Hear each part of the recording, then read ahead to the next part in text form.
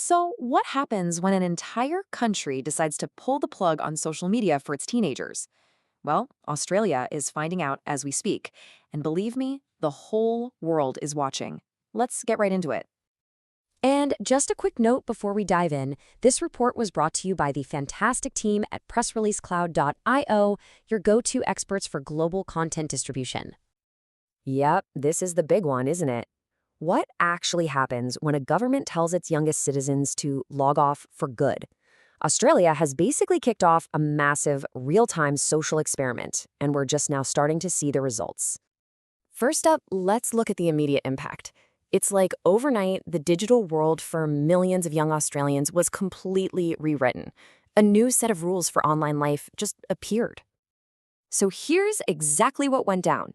On December 9th, 2025, Australia took a step no other country had before. A law went into effect that banned anyone under the age of 16 from using social media. Just like that, accounts were locked, and a whole new era of digital regulation began. But social media is a pretty broad term, right? So what does that actually mean here? We need to break down the nitty-gritty of this law, what's in, what's out, and how on earth they're trying to enforce it. Okay, so the government tried to be pretty specific here. The ban really targets platforms built around public sharing and those algorithmic feeds that just keep you scrolling. So yeah, think TikTok, Instagram, Facebook, the big ones.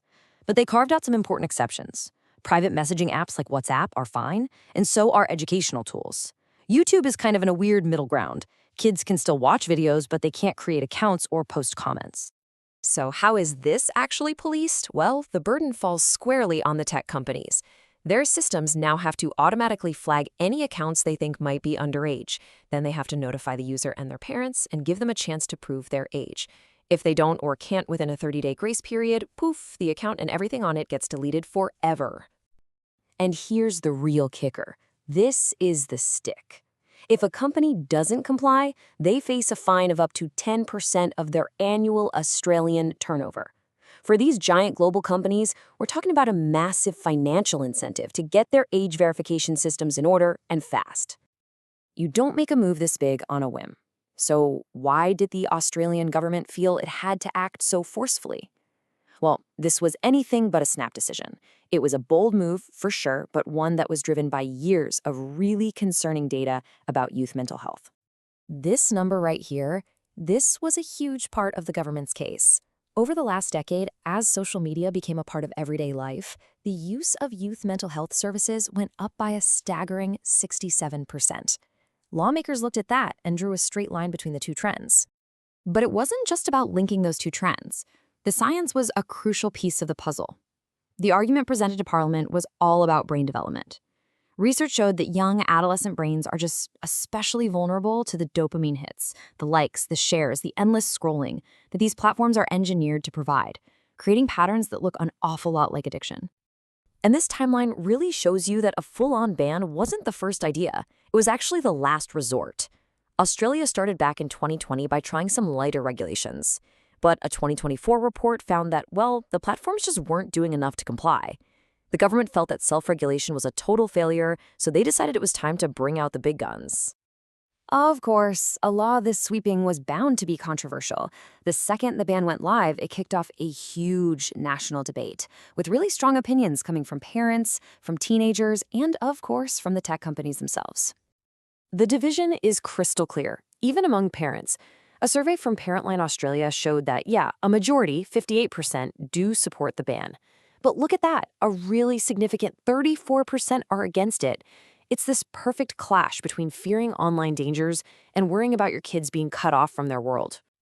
And here's a perfect example of the personal cost. This is a quote from a 15-year-old in Perth, and it really highlights an unintended consequence. For so many kids, these platforms were a genuine lifeline to family and friends, especially if they lived far away. So the social media companies are complying, but they are not going down without a fight. Meta, which is Facebook and Instagram, is arguing that education and a more gradual approach would have been better. TikTok was even more direct, saying the ban just pushes kids to unregulated sites and stifles their creativity. And the teens themselves?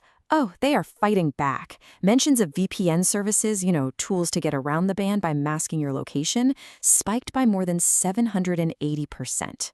They're holding protests with signs like education, not elimination. And of course, tech-savvy kids are already figuring out loopholes to get around the blocks on platforms like Discord. But this isn't just an Australian story. Because they were the first to do this, every other country is paying incredibly close attention. This idea could be about to go global. And I mean, they are really paying attention. New Zealand is already officially studying Australia's rollout. Both Canada and the United Kingdom have set up parliamentary committees to explore doing the exact same thing. Australia's experiment might just become the blueprint for the rest of the world. And all of this leaves us with the million-dollar question. Is this the bold future of digital safety? The thing we've been waiting for to protect young people online? Or is it a huge, overreaching experiment that's just going to fail and push kids into even darker, less regulated corners of the internet? The honest answer is nobody knows yet. And that's our deep dive into Australia's unprecedented social media ban. This explainer was brought to you by PressReleaseCloud.io. Thanks for watching.